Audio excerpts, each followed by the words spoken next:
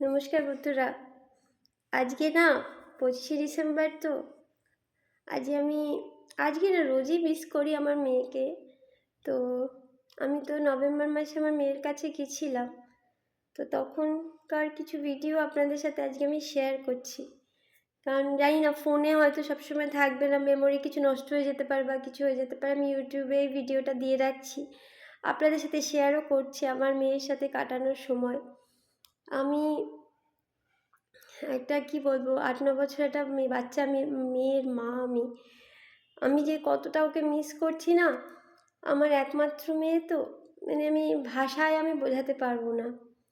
আর প্রত্যেক দিন রাত্রিবেলা যখন শুই ভীষণ কষ্ট হয় ওকে ছাড়া।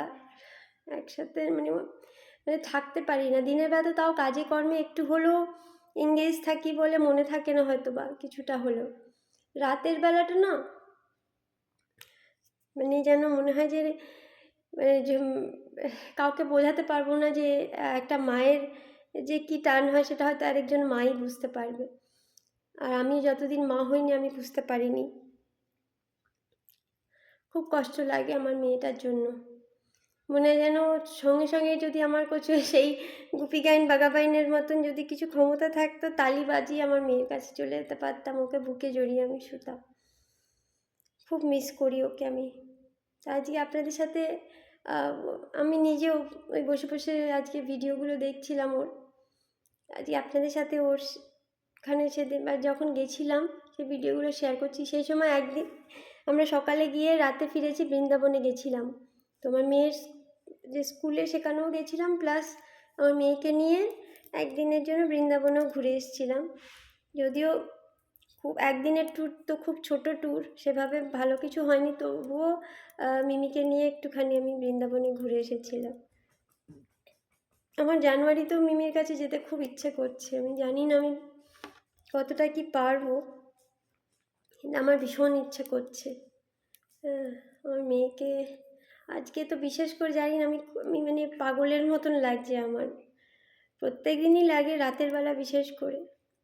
তো যাই হোক, আজ আপনাদের সাথে শেয়ার করি আমার মেয়ের সাথে কাটানো নভেম্বর মাসের সেই কয়েকটা দিনের কথা।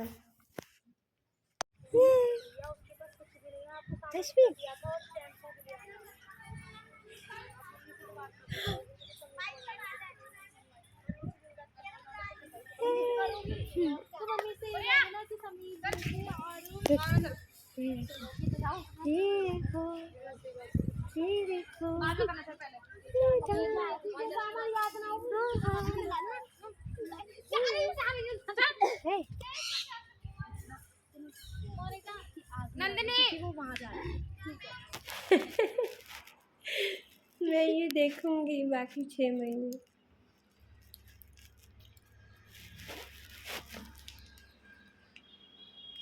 रखा, बहुत कम लिया।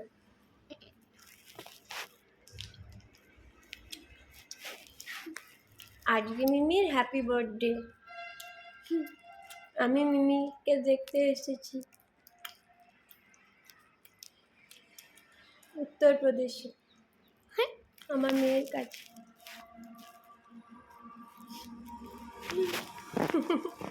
মিমির দাঁতগুলো পড়ে গেছিল, আমার দাঁত উঠে গেছে।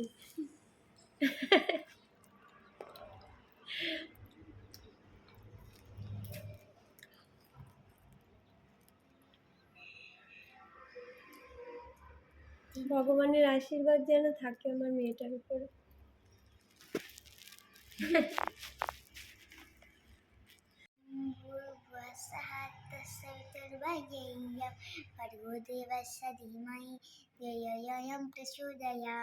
ॐ शनो देवी रगशरापो भवन्तु प्रीतये शनो रगशवहन्तु नः ॐ वाक्वा ॐ पनपनम् ॐ तशुतक्षो ॐ सुतं रुद्रम् ॐ रहन्ति ॐ हृदयः ॐ कण्ठः ॐ शिरः ॐ हौद्रावृषोपलङ् ॐ परपरपरपुरुषे ॐ महा अपनाथ शिरसि ॐ भुवापनाथ सभद्रान् ॐ भूर् ॐ भुवः ॐ सः ॐ महं जनः ॐ तृपः ॐ छत्रा ॐ यञ्जपतं चाभिधापसोतिछायतः तदोरात्तझायतः तपरन्तु अनिवः ॐ सौराचम्मदशौधाय यथा कूर्मं कल्पया देवं च पृथिवीं चन्तर्षवः सा ॐ शनो देवी रगश्रापो भवन्तु प्रीतये शनो रगश्रवन्तु नः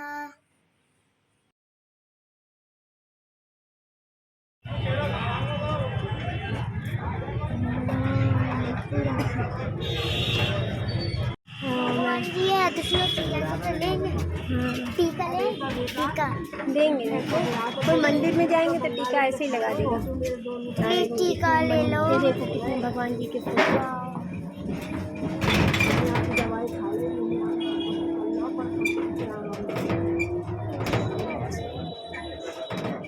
मार्केट एरिया वृंदावन। ये देखो कितने सारे भगवान श्री कृष्ण जी का सब मूर्ति है।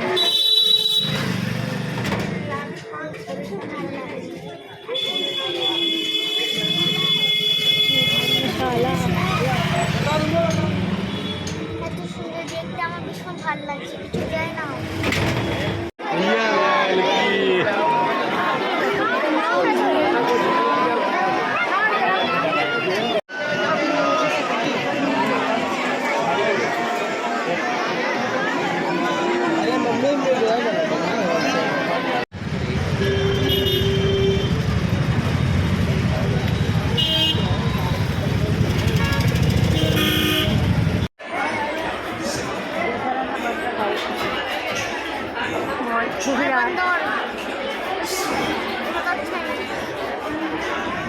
बहुत सारे बंदर है, देखो कितने बंदर है।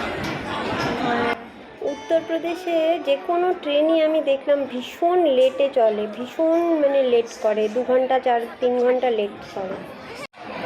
আর এসে এখন ওখানে যাই তারপরে এসে কত সুন্দর और एक सुंदर जगह गए प्रणाम प्रणाम करे एसेছি टीका लगा के आई थी तो और वहाँ पर आगे वो खाई थी लस्सी खाई के आई थी। अब रात हो गई, अब रात को ट्रेन नहीं मिल रही, अब पता नहीं कि ट्रेन कब आएगी, जीवन पूरा खराब। ট্রেন লেট করেছে 1 ঘন্টা 23 মিনিট লেট ট্রেন। আমরা এখনো মথুরা স্টেশনে বসে বাদরের নাচ দেখছি। हाँ और क्या देख रहे हैं চতুর্দিকে বাদরের গানে। चौथदिके बादोरे दाना मैं पैकेट लेके जा रही हूँ बंदर ले पैकेट लेके चले गए। বাদর ও প্যাকেট একবার নিয়ে গেছে, আবার সেই প্যাকেট উদ্ধার করে আনা হয়েছে, हाँ প্যাকেট খাওয়া গেছে। এখানে বাদরের সাথে বাদর, ঘোড়া, তারপর चूहा गाधा কচ্ছপ, অনেক কিছু পশু আমরা দেখেছি। আর অনেক কিছু পশু আমরা দেখেছি আর এইসব দেখে আমি উল্টি হয়ে গেলাম। আর মন্দির তো আছে, হ্যাঁ মন্দিরে প্রচণ্ড ভিড়, বাবারে বাবা প্রচণ্ড ভিড় লোকের থেকেও। এখানটায় যখন স্টেশনে এত লোক থাকে না ওখান থেকেও বিরাট।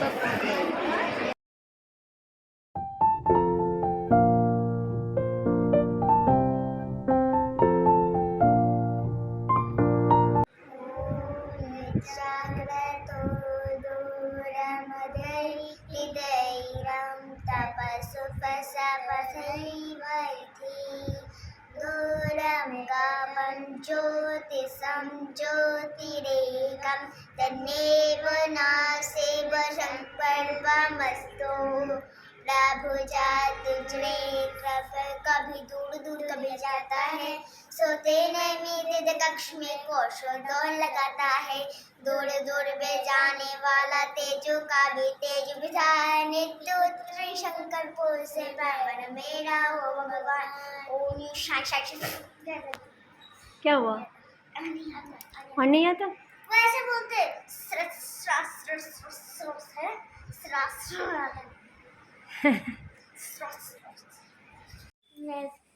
मैं अपनी मम्मी के पास हर टाइम रहूँगी और हर टाइम में छुट्टी लाऊंगी और मैं अपनी मम्मी को बहुत प्यार करती हूँ। और तुम यहाँ पे ठीक से खाना और पढ़ना, खाना अच्छा ना लगे तो गुड़ से खाना, लेकिन खाना खाना, ठीक है? ये प्रॉमिस किया है तुम, ठीक है? प्रॉमिस। Thank you. अगर प्रॉमिस तोड़ा तो मम्मी मर जाएगी, ठीक है? प्रॉमिस मत तोड़ना। खाना ठीक से खाना और सफाई ठीक से रखना, और पढ़ाई वो बहुत इम्पोर्टेंट है, उसी के लिए तुम यहाँ आई हो। पढ़ाई एकदम ध्यान से करना, जो पढ़ाते हैं टीचर वो ठीक है। बिल्कुल ध्यान से सुनना, ठीक है। पढ़ना ध्यान से। ठीक है। ठीक है ना बेटा? ठीक। Bye bye mummy. नहीं बाय मत बोलना मुझे। हम लोग बार बार आते रहेंगे, मिलते रहेंगे, और तुमको बहुत मिस करते रहूँगी मैं। बहुत अच्छी होगी। हम ये वीडियो जब यहाँ से मैं चली जाऊँगी ना, मैं तुमको ये देखती रहूँगी मेरी बच्ची का वीडियो। मेरी बच्ची बहुत सूख गई है, मैं बहुत परेशान हूँ इसके लिए, बहुत दुबली हो गई है। कोई बात नहीं, पर मैं आपके पास ही तुम ठीक से रहूंगी। खाना खाना बेटा, 2-3 रोटियाँ खा लेना। ये लोग जैसे खाते हैं ना, ये लोग का देखो सब कितने मोटे मोटे हैं, तो तुम भी खाना थोड़ा ठीक से खाना बेटा प्लीज़। ठीक है। ठीक है ना बेटा? हाँ, मैं समझ सकती हूँ कि हम लोग तुम्हारा खाना यहाँ अच्छा नहीं लग रहा है, लेकिन फिर भी वो गुड़ से खा लेना रोटियाँ। हाँ, ठीक है। वैसे एक रोटी खा के छोड़ मत देना प्लीज़। और 3 रोटी ना 4 रोटी खाना। हाँ, 3 रोटी ही खा लेना, 3 रोटी 4 रोटी खा लेना, ठीक है? तब थोड़ा सा हेल्दी हो जाएगी। और मैं दूध के लिए बोल दूँगी, दूध भी देगा तो और अच्छा लगेगा। अब बिस्कुट के साथ। हाँ, মিমিকে ছাড়া যে আমি কোনোদিন থাকবো এবং মাসের পর মাস থাকবো, কোনোদিন ভাবিনি। তো আজকের দিনটা যখন সবাই ক্রিসমাস পালন করছে নিজের পরিবারের সাথে, আমি বসে বসে আমার মেয়ের ভিডিও দেখছি, আর আজকে আপনাদের সাথেও শেয়ার করছি। খুব মিস করছি আমার মেয়েকে, রোজই করি, আজকে যেন মানে কী বলবো, আপনাদের সাথেও শেয়ার করে নিলাম। এই দুঃখটা তো বলার নয়, ফিল করার। এক দিদি জিজ্ঞেস করছেন আমার ব্লাড রিপোর্টের কথা, মৌসুমিদি উনি অনেক আন্তরিকভাবে আমার সাথে জুড়ে আছেন এই দিদিভাই। তো বলি যে আমার ব্লাড রিপোর্টটা আমি অনলাইনে ডাউনলোড করেছি, কিন্তু এবার যে লেখা টেখা আছে না, সত্যি কথা বলতে আমি না ভালো করে পড়ে বুঝতে পারছি না। এবার এটা ডাক্তারের সাথেই কনসাল্ট করতে হবে। তো এখন আবার সেই ডাক্তারের অ্যাপয়েন্টমেন্ট আমি ফোনে নেওয়ার চেষ্টা করছি। আজকে যেহেতু 25শে ডিসেম্বর, কালকেও আমি ফোন করেছি, ওদের লাইন পাইনি, কদিন ধরেই কল করছি। তো আমি দেখি আবার মনে হয় গিয়ে আমাকে অ্যাপয়েন্টমেন্ট নিতে হবে, অ্যাপয়েন্টমেন্টও বোধহয় 1 সপ্তাহ বাদে দেবে। তখন যদি ডাক্তারের সাথে বসে আমি ব্যাপারটা ডিসকাস করে বুঝতে পারি কী হয়েছে, তো তখনই আমি বুঝতে পারবো যে অ্যাকচুয়ালি কী হয়েছে। নয়তো আমি না, সত্যি কথা বলতে আমি রিপোর্টটা ঠিক মতন নিজে পড়ে বুঝতে পারছি না, তা আপনাদেরকে আমি জানাবো। ঠিক আছে, আজকের মতো রাখি, সবাই এনজয় করুন, ভালো থাকুন, নমস্কার।